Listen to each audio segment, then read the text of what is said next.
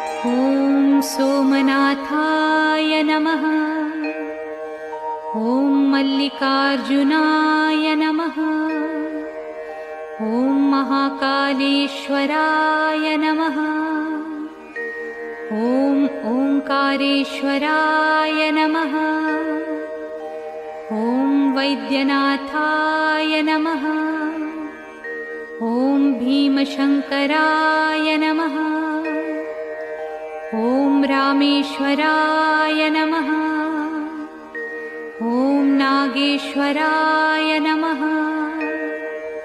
ॐ विश्वेश्वराय नमः। ॐ त्र्यंबकेश्वराय नमः। ॐ केदारेश्वराय नमः। ॐ भुस्मेश्वराय नमः।